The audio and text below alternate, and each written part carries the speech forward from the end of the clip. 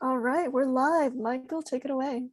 Oh my God. Well, I'm overjoyed, as I always am when I see our fellows and our guests, if you will. For those of you who may be our guests tonight, I'm Michael Seltzer, and I'm the founding director of the New York Community Trust Leadership Fellows, soon to be renamed Leadership Fellows New York, because we have been fortunately supported continuously by the New York Community Trust, but now a new funder has come on board, the Robin Hood Foundation, and we hope other funders will come on board to provide this opportunity to the grantees. I'm joined by Arden and Shell, who are the two other staff here at the fellowship. It's an exciting moment for not the obvious reason that you would guess is our deputy director, Brian Lewis, is at the hospital now with his wife, Samar, who is expecting birth any moment.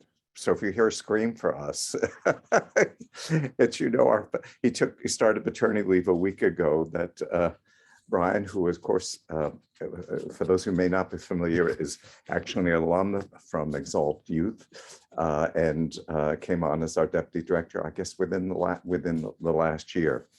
So for those of you who may not be familiar with the New York Community Trust Leadership Fellows, we're a program of the Center for Nonprofit Strategy and Management of the Austin W. Marks School at Baruch College, a senior college at City University of New York. I get $5 every time I say the complete line.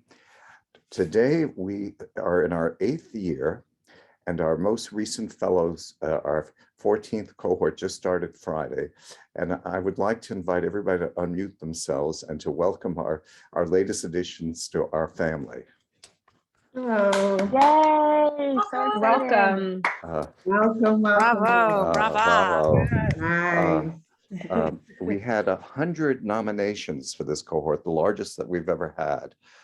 And we're so pleased to have our new fellows among us. We have alumni here, and we have Norma and Ella here.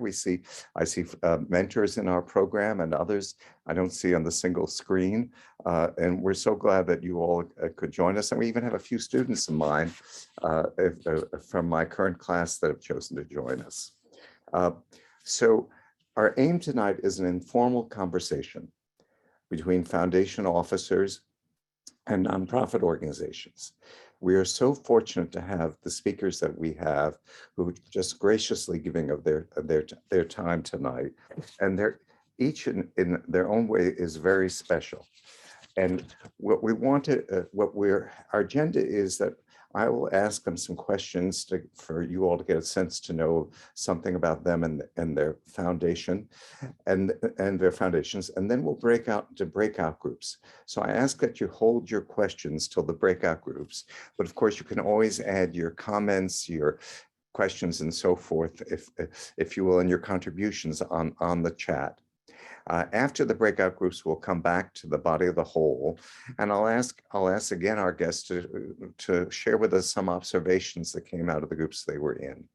Now, for those of you who may want to float from group to group or change groups, you're welcome to just come back into the main room, and with the incredible technical skills that I lack, but Shell has, she'll reassign you to another group.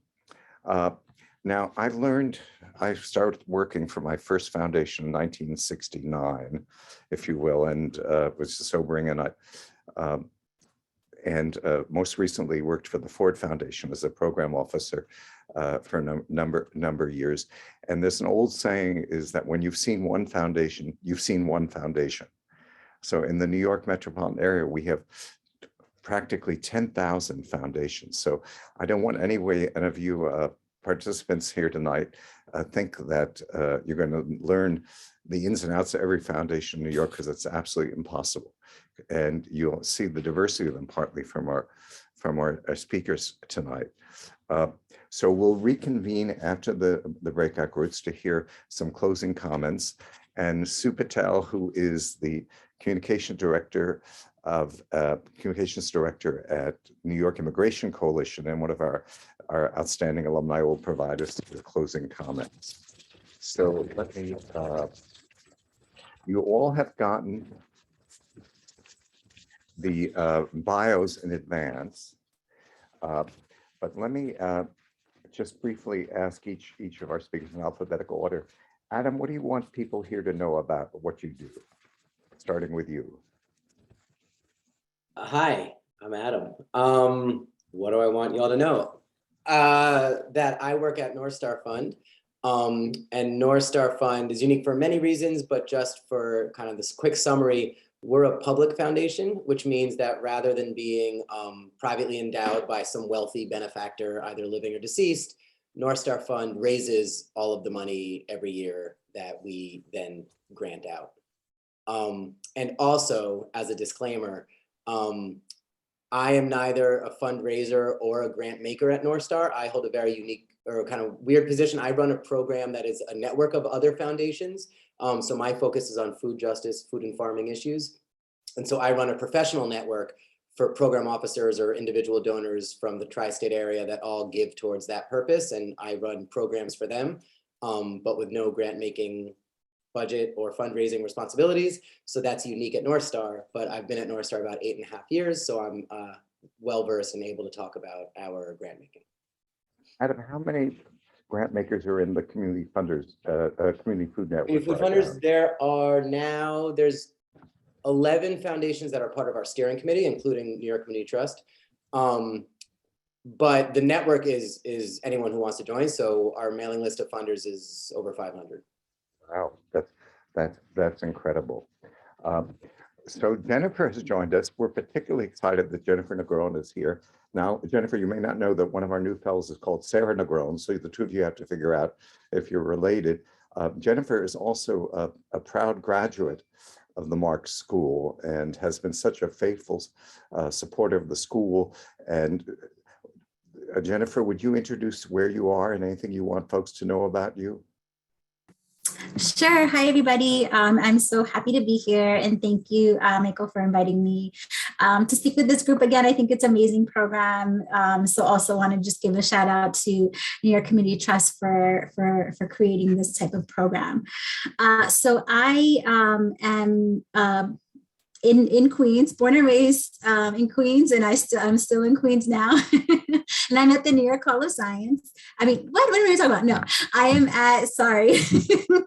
I am at the Pinkerton Foundation by way of the New York Hall of Science is what I meant to say. So I was a young person in their youth development program over 23 years ago now, and grew through their science career ladder program to eventually manage it. And Pinkerton had been funding that program since the year before I started there. And so I grew really close with the Pinkerton Foundation, and about 10 years ago was asked to join them to become a program officer. So really excited because the Pinkerton Foundation focuses on youth development in New York City with the goal of giving young people access to opportunities they wouldn't otherwise have access to, and really sort of keeping in mind that one of the most important things that a young person needs is a relationship, a caring and trusting relationship with an adult. And so we fund programs and specifically look for that. I am super passionate about youth development, so I'm happy to be in a position to find programs that give young people those opportunities and then get them funded. So I'm glad to be here today. Thank you, Jenny. And I'd like to now turn to a cherished Marks colleague, a fellow distinguished lecturer who served as the president of the JP Morgan Chase Foundation, Michael Feller. Michael, what would you like people to know about you? I guess the most important thing to know is that the real expert on foundations is in the kitchen right now making dinner. My wife, Nancy, who Michael has known for more than 30 years because she spent 33 years at the Ford Foundation where she was the general counsel. So I'm the amateur in the family, but pleased to join the group tonight and actually see a few organizations that were grantees of mine. I saw chess in the schools on one of the images when I was at the bank. It's great to see Roderick, who was a colleague when I was at the bank going back 20 years. I'm glad to see he still looks as young as ever. And Ella, it's good to see you. we're very connected, my wife and I, to the Jacob's Pillow Dance Festival in Massachusetts, and Ella is the wonderful executive director there. So what I would, I guess, like people to know is that because I've been I've been at the college now in my 18th year, which means that I left the bank and the foundation 18 years ago, and the corporate philanthropy world has changed in many ways since then. So much of what I can tell you would be old news, although I think some elements of grant making and grant seeking never change. And I'm happy to talk about those kinds of things. Wonderful. Thank you, Michael. And I rush to mention that Marx is very fortunate that we have a number of former grant makers on the faculty besides Michael. Hector Cordero Guzman, who was also a program officer at the Ford Foundation, Sonia Jarvis, who was also the president of the board of the Edward Hazen Foundation. I'm forgetting a few as well. I don't see Ogonnaya on. Do you see her on yet? I do not see her on, Michael, and I haven't received word from her, but fortunately we've got everybody else, so I have the breakout room set up. Yeah. Oh, wait, yeah. one more though. I know, no. Okay, thank you. So Roderick is our special guest. Roderick, from the New York Community Trust. Roderick, what would you like people to know about you? Well, thank you, Michael, for inviting us. I manage the Trust's youth development and jobs and workforce development grants programs. And within that portfolio is a special grant programs that we operate for a donor here. And I also co-chair the New York City Workforce Funders. So the Community Trust, for those of you who don't know, is a community foundation. We're a public charity. So we work with anybody. We can support anybody, including the city or private and public individuals, city or for-profit or not-for-profit organizations. We work alongside many of our colleagues in the corporate and private foundation world. I'm a long-time New Yorker and have been here for several years. You mentioned the affiliates you have. Oh, sure. Forgot to say that. We have affiliates in Westchester and Long Island. Yeah. And some of our fellows actually come here through the Long Island Community Foundation and the Westchester Community Foundation. Thank you, Roderick. Thank you. All right. So I'm going to start off with this question. How did you all get into philanthropy? What was the step that you take, and how did it happen? And Jenny, can I start with you? Sure, I'd be happy to. So as I mentioned in my intro, I was working at an organization that the Pinkerton Foundation had funded. I was there for over 13 years sort of learning about this whole field of youth development and just loving it, absolutely loving it. I also can share that I was a teen mom. I had my son when I was 16, and that was sort of my entry point into getting it, this job at the museum, surprisingly, that just opened up so many possibilities for me at that age. And so while working at the museum, one of the things that we had to do was teach young people about, steps towards building their network. And so that's reaching out to people, asking people to be your career mentor. And so when my son became a teenager, it was at the point in my life where I couldn't handle working with teens all day and then coming home to a teen in the evening. It was just, I was too emotionally invested. And I felt like I needed to take a step away from that, but still was super passionate about youth development. So looking at my network, I realized that I had a close relationship with the program officer at the Pinkerton Foundation, who had seen me grow from a participant in the program to the manager.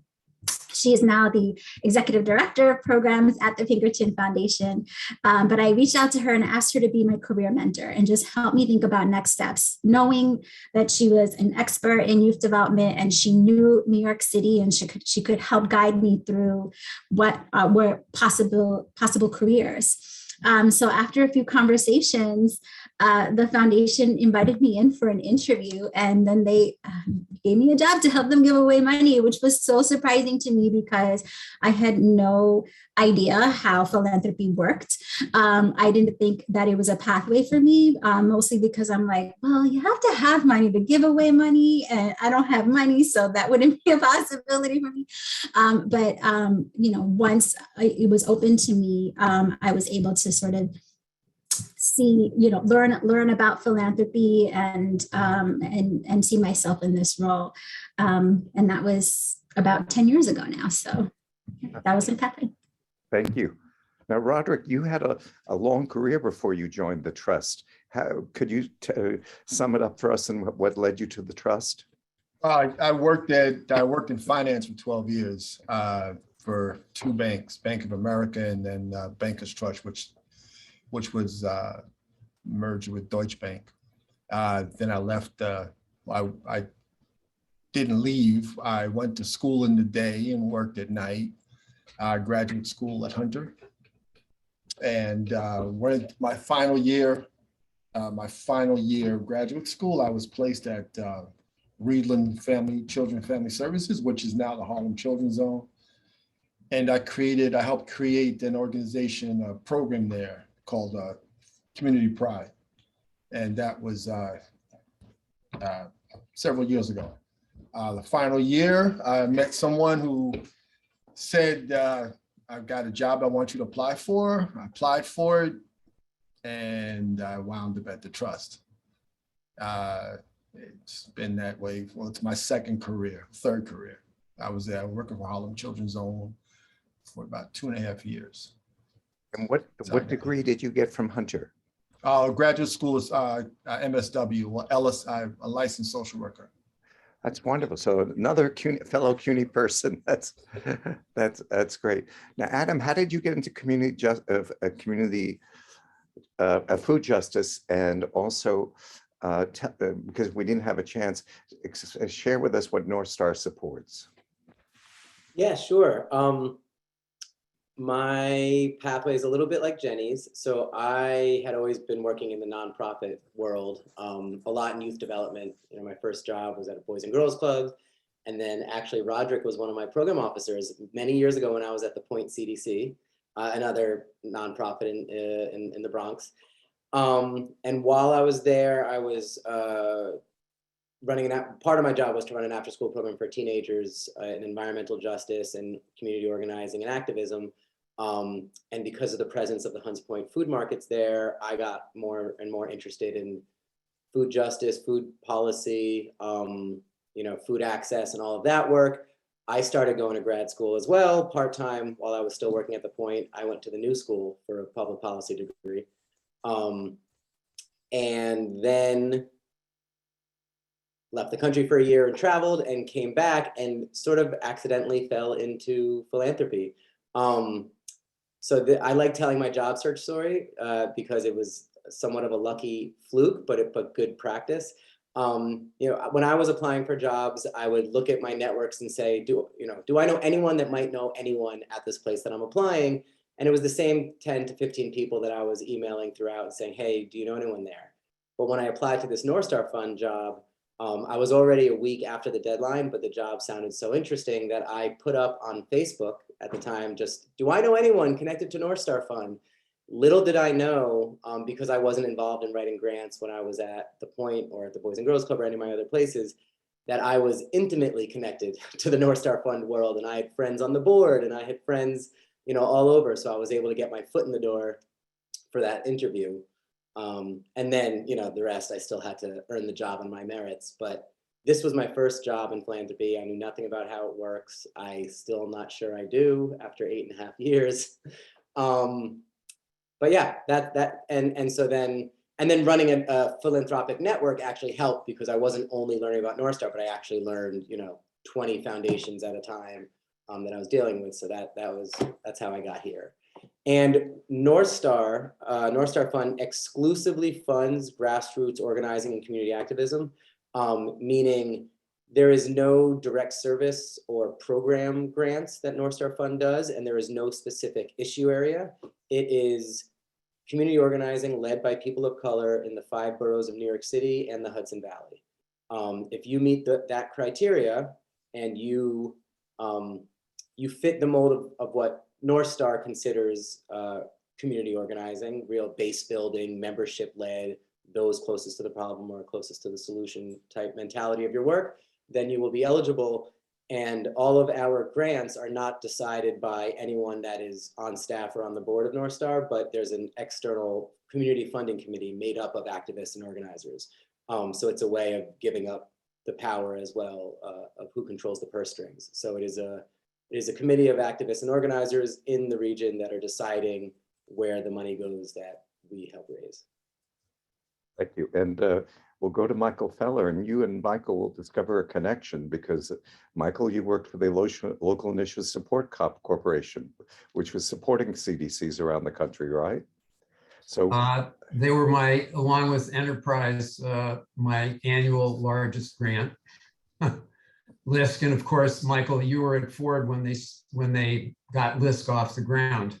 Yes. Many years ago. Another invention of the Ford Foundation. Well, I guess we're talking about career paths. So like Roderick, I've worked both in finance and in the foundation world, kind of in reverse. I started life mostly as a public school teacher in East Harlem while I was working on my doctorate at Teachers College at Columbia.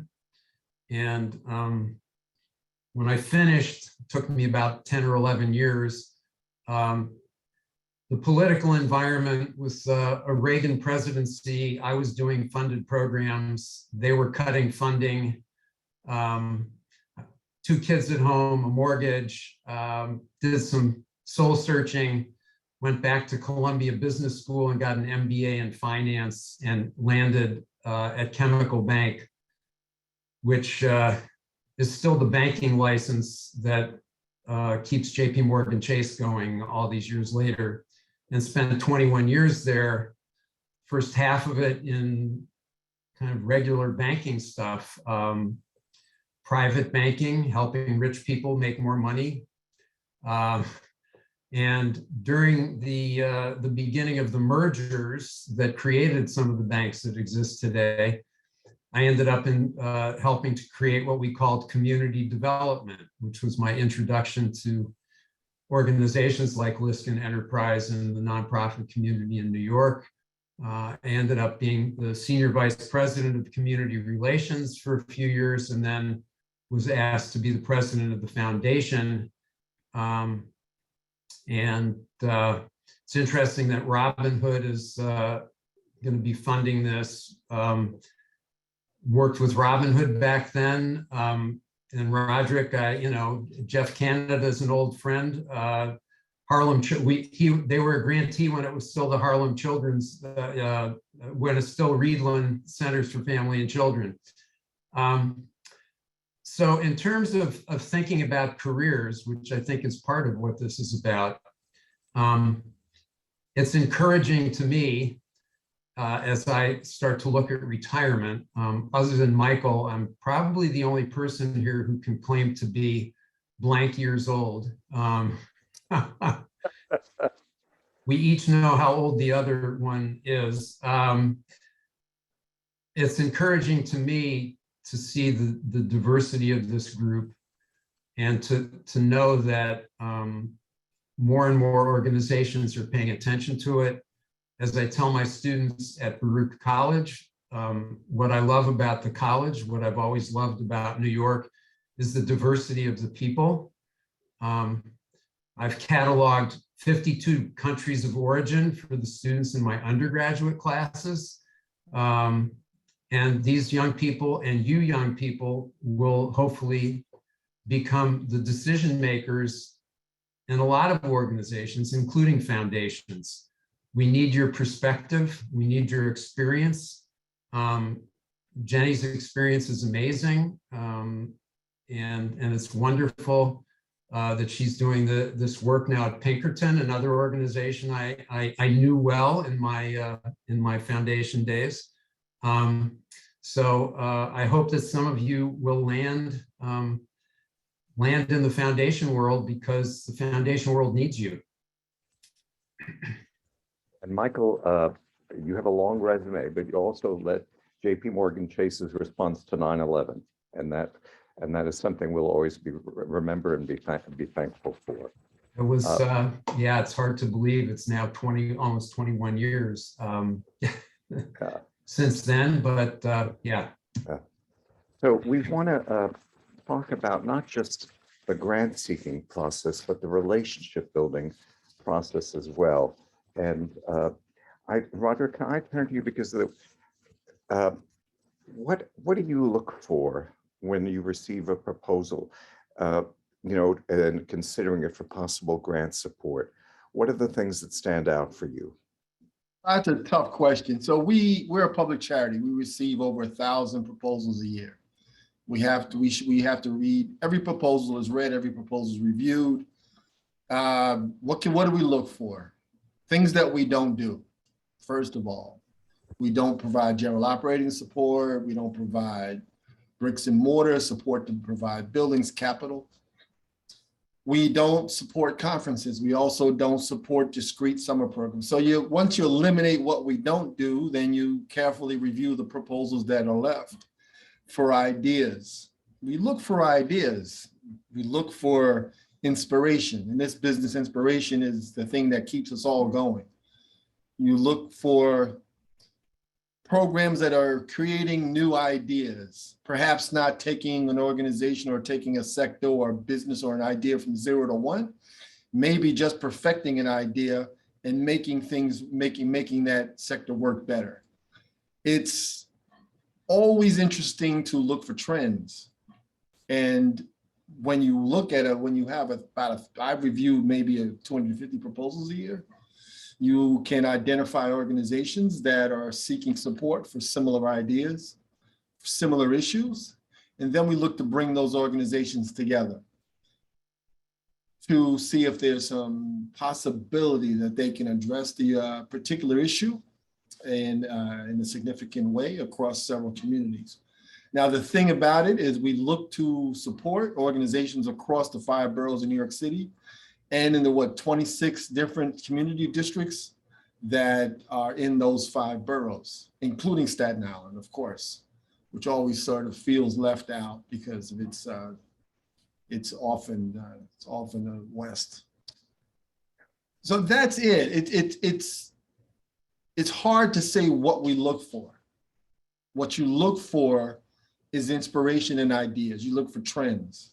There's no specific one answer you can give to the question of what we look for or how you can shape a proposal to meet the New York Community Trust. Every grant program here is driven by a strategy.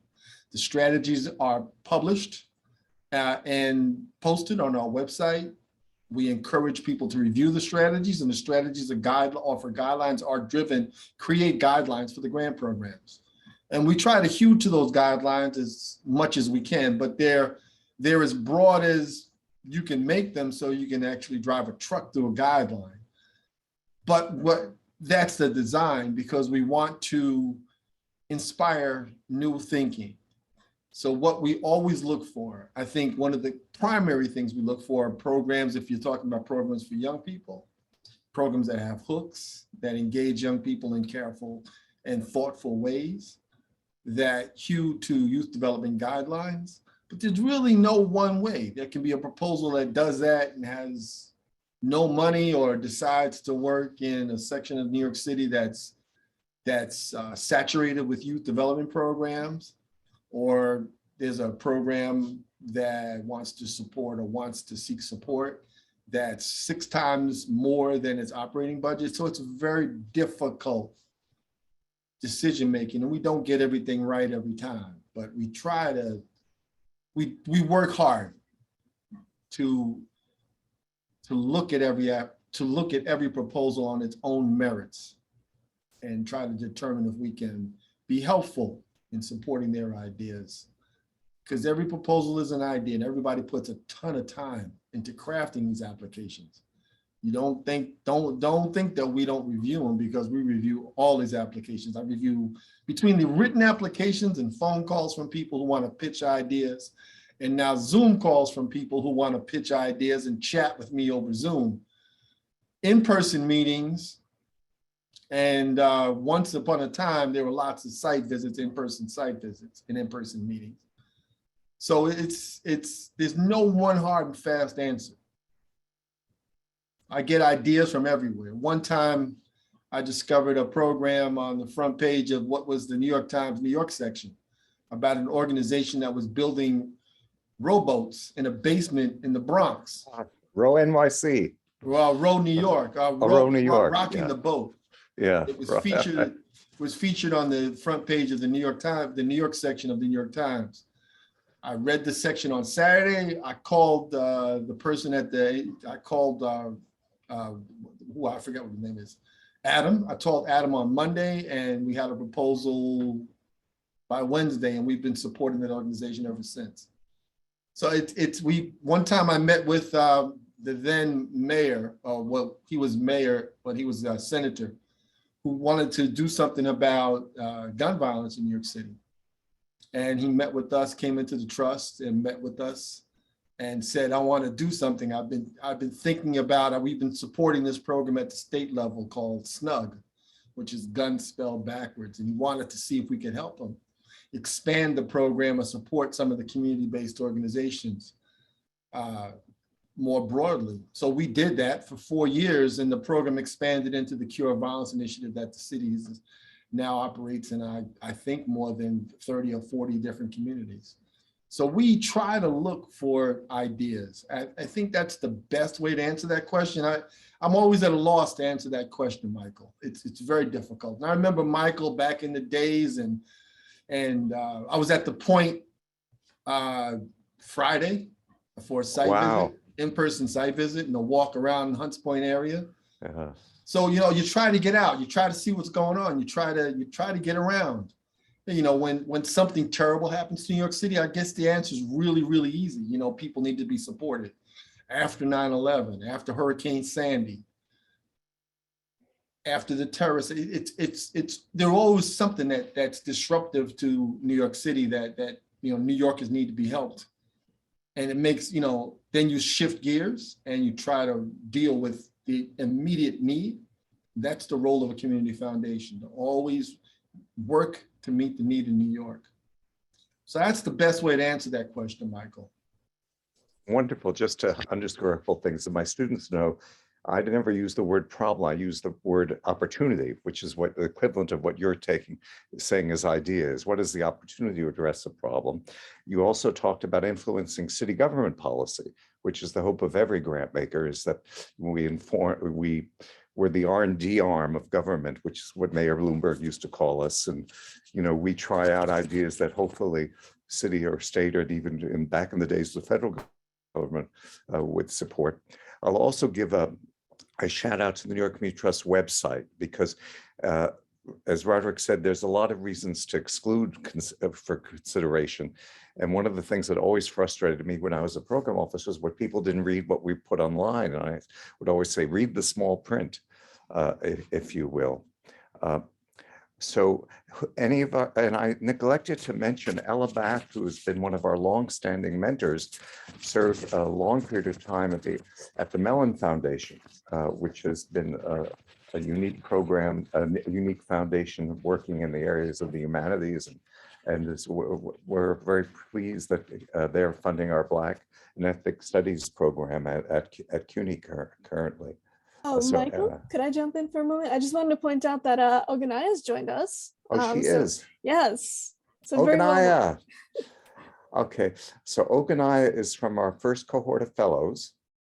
And I have to go to Ogonnaya. What would people what would you like people to know about yourself and how you ended up at the foundation you're at? Me, I apologize for being late. Sometimes I have a intense or tense relationship with time. So my name is Ogonnaya Dotson-Newman. I'm a senior program officer at the JPB Foundation. It's interesting because our physical location is like a block and a half from the New York Community Trust, although we're still working from home.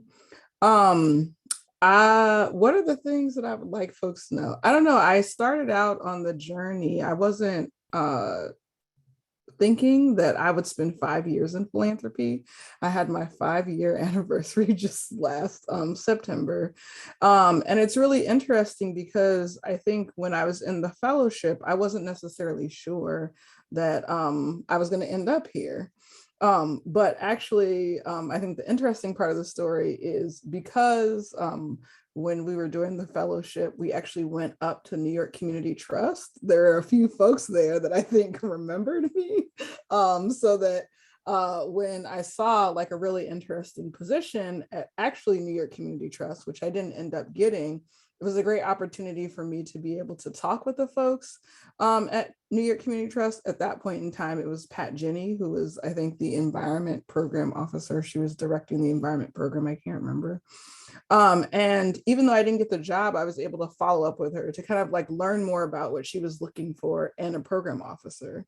And so that kind of like led me to other opportunities that I would kind of think about and learn about, and the way in which I thought about my position that I was currently in, which was at We Act for Environmental Justice when I was participating in the fellowship.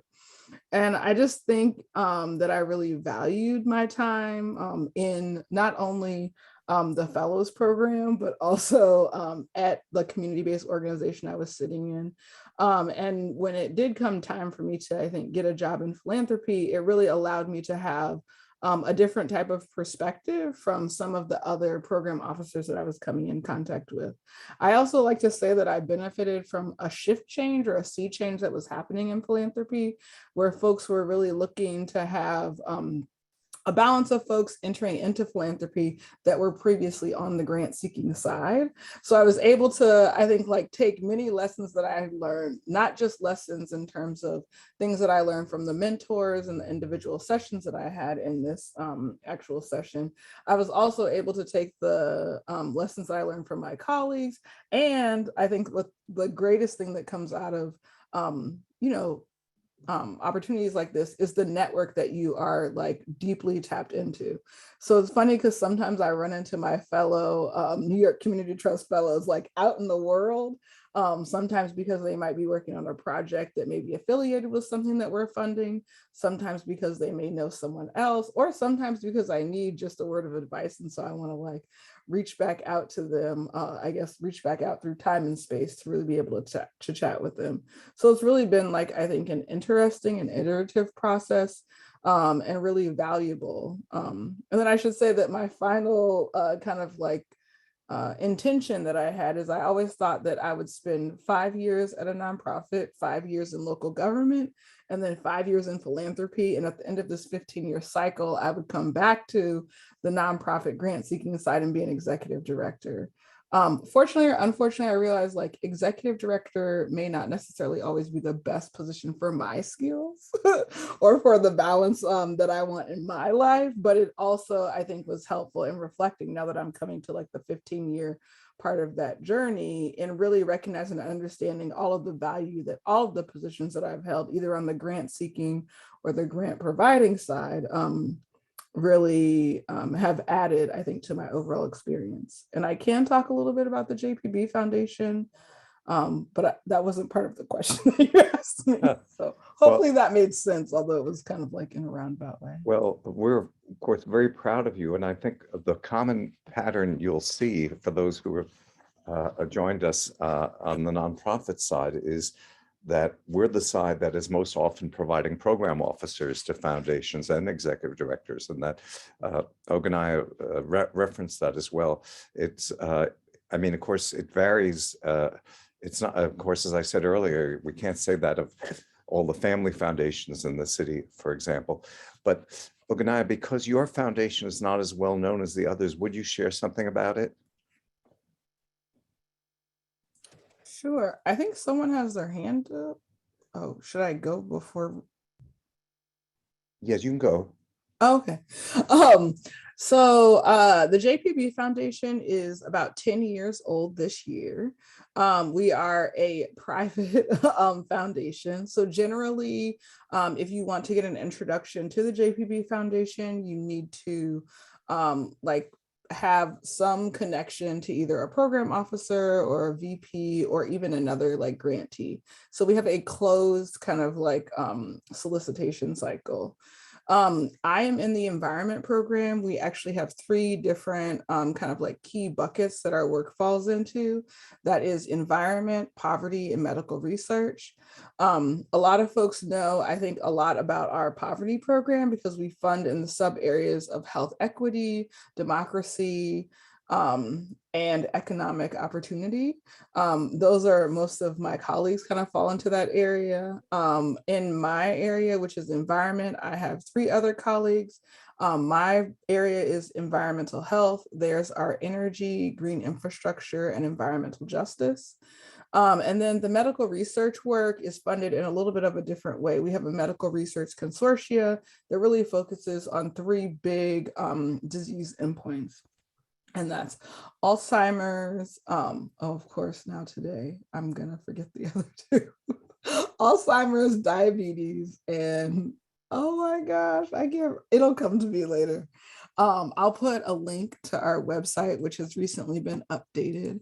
There's not a ton of information available at our website about like solicitations, obviously because it's a closed solicitation process, but there's an overview of our overall goals, mission, and vision.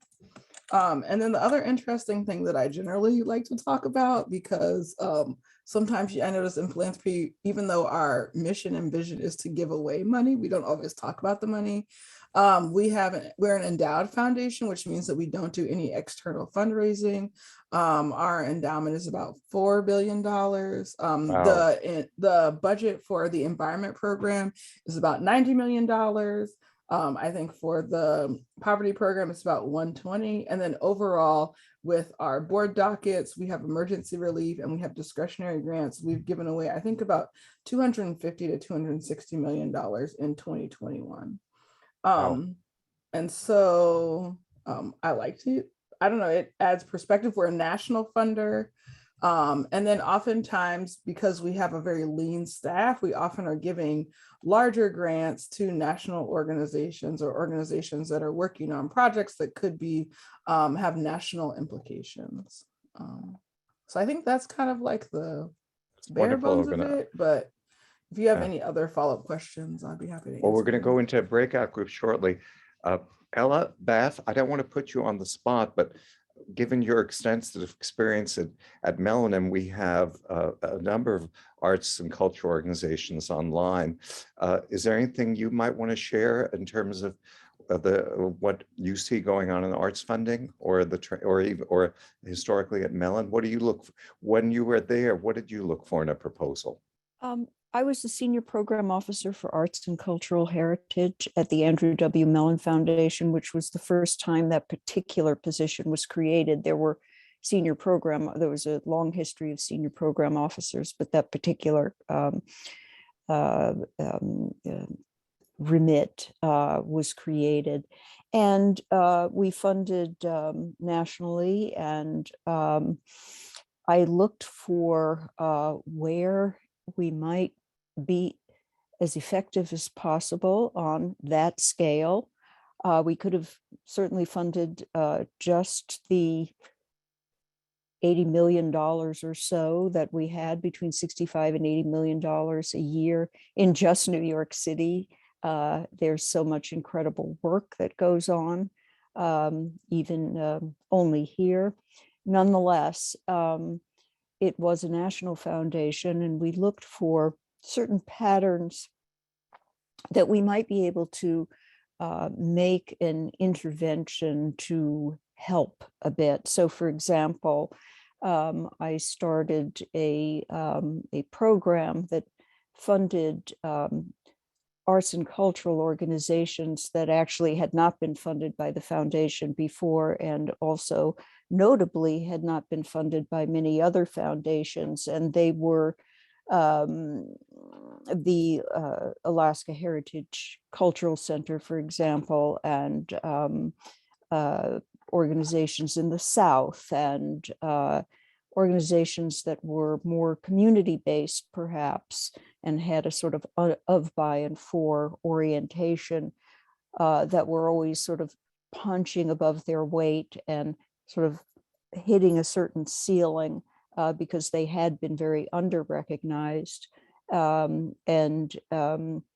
That was one of the things that we were trying to sort of make a shift about in terms of the whole national perspective about funding, and also some smaller organizations, not very, very small, but smaller organizations.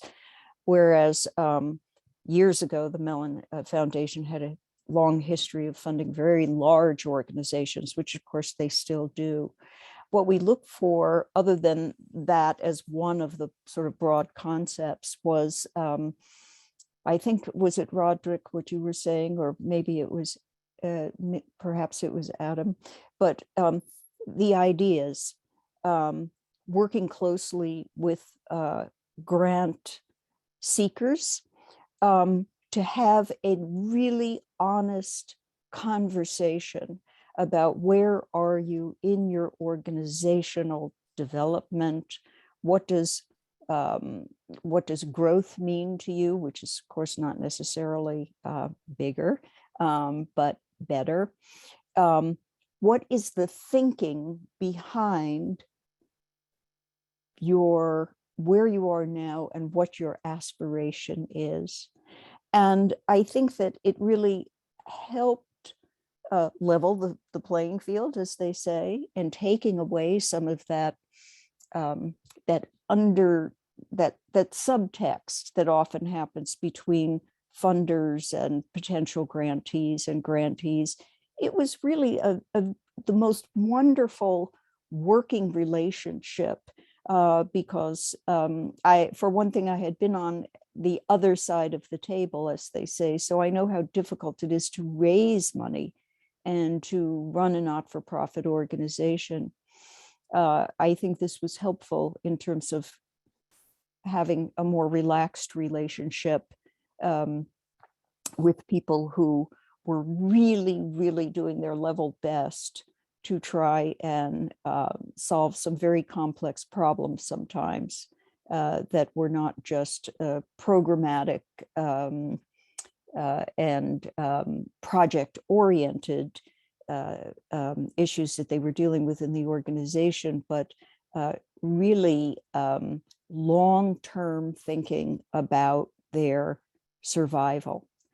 So it was the quality of thinking very much that was both really stimulating in this exchange between me and the grantees, and also helping to guide their progress along the way, and hearing how they were navigating those particular challenges. So it wasn't just the transaction that happened at the beginning, it was all along the way. And I think that's very important, actually. Oh, that's so important. If we had more time, but we could do it in the breakout groups. You're right. It's like moving from the transaction of the grant to the stewardship and the relationship is equally important. Just for our new fellows on board, Ella and Norma Tan represent our more than 60 mentors that are available, and you can find out more about each of them on our website, trustfellows.org. I want to segue to our breakout groups, forget me, I don't remember if I mentioned there's only one caveat. You can't ask any of the foundations for a grant during this time. But you can ask them everything else in terms of insights into initiating a relationship, maintaining a positive relationship, and other questions that, because we really want to demystify for all of you here. And that's why we're so thankful for the grant makers that have joined us, who are committing their time to helping lift the veil that is often, stands between a foundation and particularly a first-time grant seeker. So we'll come back, as I said earlier, for those who may not have been here, we'll come back as a body of the whole, and we'll give our funder guests a chance to some closing comments about what they would like to add after the breakout discussions. And you can float from different groups if you like by just going back to the main room. Sheldon, is that correct? That is correct, Michael. Just before I start, I want to note that Roderick has had his hand up earlier. Roderick, I'm not sure if you still want to make that remark. I just wanted to echo one thing I've heard as a couple of people have said here, especially Ogonnaya. So there has been a shift in this sector, in this business, philanthropy, that's been a very, very, just measurable shift to diversify the sector. When I started in this business, I was one of maybe 4 Black men. I think it was about 4. And now I can tell you that every foundation works extremely hard to have folks from every sector to look more like New York City or more like the world. And it's been encouraging. Yeah, I mean, we have the second Black president of the Ford Foundation, and Darren Walker. But what most people don't know, he's the first president of the Ford Foundation out of the 11 that had a public educational experience, went to the University of Texas. The rest had gone to private, forgive me, elite colleges. So it's diversification on several levels as well. Okay, shall I pass it to you? And we'll let you know, clearly there's a lot of time you could take in this conversation. So we'll let you know when it's time to come back as a body of the whole. All right, everybody. Thank you all so much for joining us. I'm going to start the breakout rooms now. You'll be in groups of roughly 8 or 9, I want to say.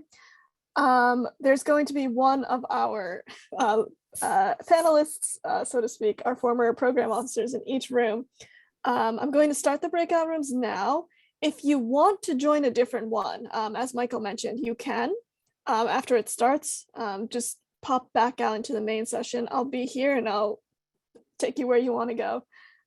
So we're going to start now, and I suppose we'll go for around 30-40 minutes, Michael? Yes, and if you want to add me to a room, you're welcome to do that. I mean, if you want to use me as one of the faculty in the room, feel free to do that. Of course, Michael, you are indeed, because we've got a big group. So okay. I'm going to start the rooms now. Enjoy, everybody.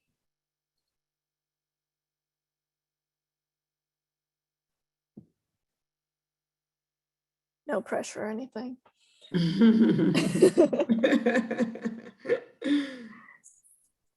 How was it? Was it good? It was good. Yeah, it was. Yeah, a lot of folks probably didn't know, what they asked for. Some people were like interviewing mentors, which was kind of cool, Yeah. Absolutely. Yeah. Hey, Ella. Ella, I had so many people asking for you, and I was like, oh, I should have made you a member of a room. It was so funny. Okay, welcome back, everybody. Welcome back. Jill, I'm happy to be available. Yeah, Jose, I'm happy to be available offline. Absolutely. All right. Good to hear some friendships have been made, some connections. And I think looks like we're all back now. So, Since one of my middle names is fundraising, another one is foundations, and I wrote a book on the subject, we'll send out to everybody on the call, because Shell, we have everybody's email address, right? Yeah, we'll send out some follow-up materials to you on this subject matter, so you'll have them for free. And those of you who are fellows, remember, as Karen can attest to, you have relationships with us. We sit down one-on-one. Karen, I've had the pleasure of meeting with Karen now 2 or 3 times the last month. So you are, as a fellow, you're basically now have Jeremy, we said this last Friday, you have a lifetime relationship with us, and we're available. Brian's available as soon as he comes back from paternity leave. Shell, Arden, and certainly I am. And don't deprive me of the joy of helping you build your organizations. That's what gives me satisfaction in life. And I'm sure some of our other faculty members here will be helpful to you, willing to be helpful to you as well. And then, of course, mentors. Michael, you're not a mentor. We need to enlist you as a mentor because you have so much to share. We'd like to end 7 o'clock promptly. And so we have 10 minutes. Is any of our faculty tonight want to make, have any comments they want to make that they derive from the discussions that they had that they think they should report out to other groups? Jenny, Ogonnaya, Adam, Michael, any highlights you want to share with the rest of us? We spent a lot of time talking about relationship building, which is a challenge. And I think it was Annalisa who brought up the notion of in the age of Zoom, there are pluses and minuses. I mean, it used to be I would tell students, find the various interest groups that, funders, I don't know, Michael, you know them better than I do, but funders for Asian Pacific Islanders, there's a group of funders that do that. There's a group of funders that focus on LGBTQ issues. Find those umbrella organizations, see if they have events that you can go to. And of course, in the current era, what happened to all the events, right? So that's a challenge. It's a challenge. We didn't have any really good answers, but we're thinking about it. Yeah, that's a very good point. They're called affinity groups or professional associations of grant makers. And actually, Roderick in the beginning and Adam too, we're seeing, it's not new, but we're certainly seeing more funder collaboratives, which is the Community Justice, Food Justice Network. The trust led an incredible collaborative to get funders to do voter registration, or no, to be counted in the census. Because if you remember, for the census was going to determine levels of federal funding and so forth, and a number of, I think it was 24 foundations came together as a collaborative. So we're seeing that happening more in that space. Roderick, are you still with us? I can't see you on the screen. You are. Did you want to? I'm back. Okay. I had to take a phone call. We also talked about funded collaboratives, and we talked about developing relationships with POs, with foundation officers. I think one of the things that I was trying to close out on with someone in my group was that in the age of social media, if your name is out there and the name of and you write, you're alive. People know you're alive. You're around. So I think that's something everyone should consider. Blogging or responding to op-eds. People know that your program exists and you're someone who needs to be spoken to, who we need to meet. So, and I think the funded collaborative idea is important. I think people should all keep an eye out for RFPs and LOIs. So if you don't manage to get a program officer to pick up the phone or answer your email, if you respond to an LOI or RFP, perhaps that's another way in to the foundation world. RFP, that's request for proposals. That's correct. Thank you. I would add one tip. When I was president of Philanthropy New York, Katrina and Tina hit the southeast, Louisiana and even Mississippi, and we decided as northern-based funders that we knew that there are very few foundations in the southeast, and that it was an opportunity for northern foundations to get involved. And so we produced the first funders guide to organizations on the ground in Louisiana and Mississippi, all grassroots community-based organizations. It wasn't the Red Cross or Salvation Army, but ones, because we pulled them together from what New York foundations were funding the Southeast. So then the question was, so what do I know? I've never lived in Louisiana or Mississippi. I've barely visited them. I then took note of every reporter that was covering Katrina and Tina and sent them material. And I had a guide to send it to. So it was a way, because one of the things that I always say is we are first and foremost subject experts. We're not grant seekers in the strictest sense. We're people that are creating opportunities, ideas, like Roderick mentioned earlier when he used that term. And we had to position ourselves as a source of knowledge. And back to Roderick's point in the media, they're allies, because then I started being quoted about what what was long-term solutions and who was working on that for the, for in long-term rebuilding. So I would throw that tip out to follow up on Roderick's comment. Any other of our, let's see, Ella, were you in a group, or did anything you want to add specifically, or Ogonnaya or Adam? Oggonnaya's shaking her head. Adam, anything you want to add? No, it sounds like we were having similar conversations. How do you get grants? What's wrong with philanthropy? How do we fix it? Yeah. Ella, did you have anything you wanted to? You're our arts and culture past funder. Well, of course, the trust funds arts and culture, and sort of some of the other foundations, but they have different program officers for that. Ella, are you here?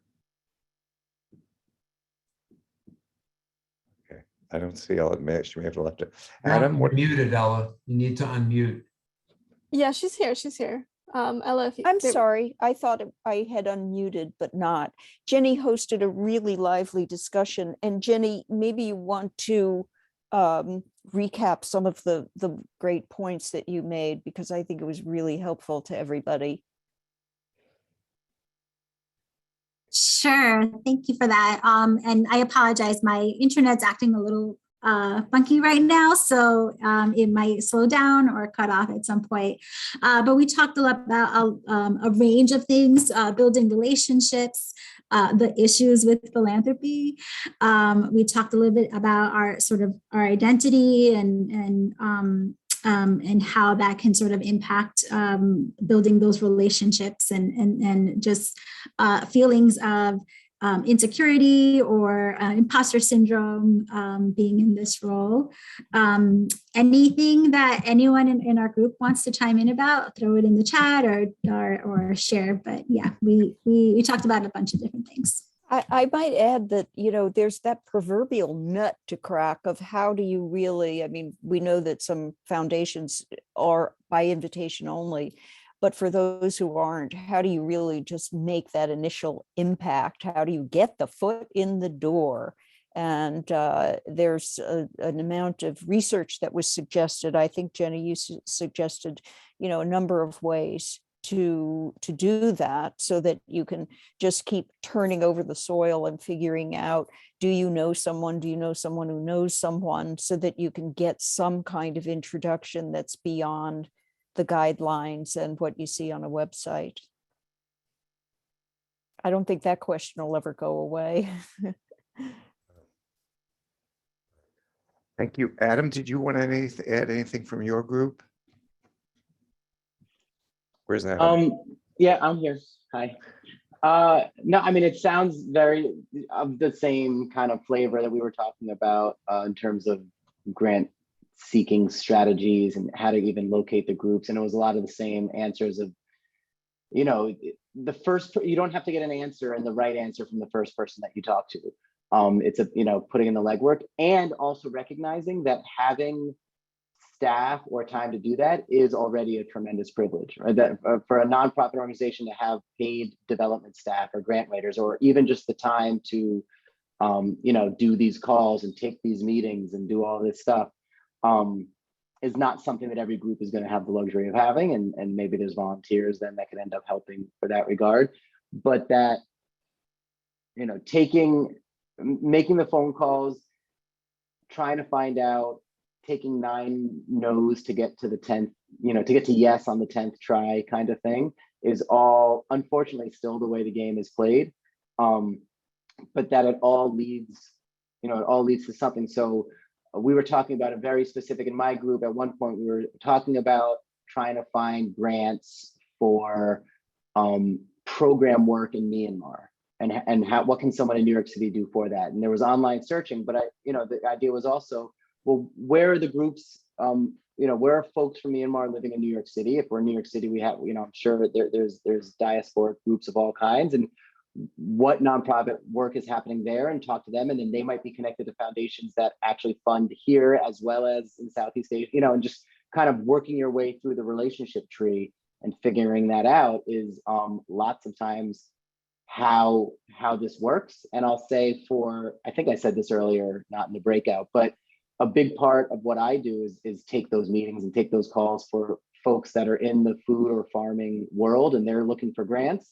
They can start with me. I will never be able to write them a grant, but I have the time to be able to talk for half an hour, 45 minutes, find out what their work is, and maybe I can make some suggestions of, oh, you might be a fit here, you might be a fit here. I actually know this person. I'll ask them if I can introduce you. And then if after talking to me, you get 2 more phone calls, maybe none of those lead to grants, but maybe one of them leads to another phone call, you know, and that's at least for the institutional philanthropy side of things, that's how it has to be done when you're starting out small, unless you get lucky like Adam Green and Rocking the Boat and someone reads a New York Times article and says, hey, can we fund you? But that's the exception, not the rule, for sure. Well, let us, to keep our promise to time, we've had fellows on this call from 8 years ago. So for our incoming fellows, know you will have this opportunity throughout the years and the years ahead. Roderick, you have your hand up. Yeah. One of the things I wanted to just say as we close out is, you know, when I was in banking, when I was in Wall Street working downtown, one of the things we did a lot was look at annual reports. I read lots and lots of annual reports. So if you see an organization in a city like me, you know, in a country, foreign country, who's getting foundation money, look at the annual report, find out who their funders are, find out what they're doing and what they're getting funded for. Then begin to hack away at those contexts, begin to hone in, focus on those contexts. So annual reports tell you a lot about organizations, they tell you about their missions, their operating budgets, who's on their board. You can learn a lot from an annual report. I look at annual reports all of the time. That's the basis of research when you're looking at a company. So you're in a competitive environment. You got to know who you're up against. Like I said, competition is not a positive thing in business, and it's not a positive thing in the social services broadly defined sector we all work in. So, but you have to know who you're up against. Thank you for the last thought. Sue, for us, all our alums sit on a pedestal, and I want to give Sue Patel, who's Director of Communications, New York Immigration Coalition, to share with her any observations she has. Sue? Hi, thank you, Michael. I'll be really quick. I mean, this conversation was a rare privilege to be able to speak so honestly, openly, and transparently with funders who, as we noted in our own breakout session, there's power dynamics are always involved in the grantee and funder relationship. There's kind of no way to get around it, but to have this platform to be able to speak openly and honestly and have funders like those that you've invited to speak so openly, so clearly about both internal challenges they're going through, but also sort of the external environment, the changes that are happening on an external level. And I think that one thing that came through, and it came through in the breakout, it's coming through in all of these conversations, is the empathy and the respect that funders have for nonprofits in general, not just the ones that they fund, but others that are doing the work that maybe they can't fund, but that they support in other ways maybe. And so that's been really heartwarming. That's not what I expected when I came into this conversation. I actually thought this was going to be a highbrow conversation with funders telling us about their great work and why they do what they do and isn't it awesome? And instead it was a much more a mutual conversation. So I'm really appreciative to all of you for making this happen. Thank you, Michael. Thank you. And could I invite everybody to unmute themselves and thank our guest funders and former funders who've gave so graciously of their time. Thank you. Thank you so much. Thank you. Very revealing. Wonderful. Thank you. We'll see. Our next leadership conversation will probably be next month. We're still in the process scheduling it, and we'll have one in we try to do at least bi-monthly, if not more frequently. I can report that as far as we know, Brian does not have a child yet. We'll keep you all posted about that, so you can help celebrate that joy and Thank you all. It's been it's been so wonderful as always to be with each of you, and thank you for the gracious contribution of time of all the funders that joined us tonight. So have a wonderful night, everybody. Good night. Good night. Bye. Bye. Bye.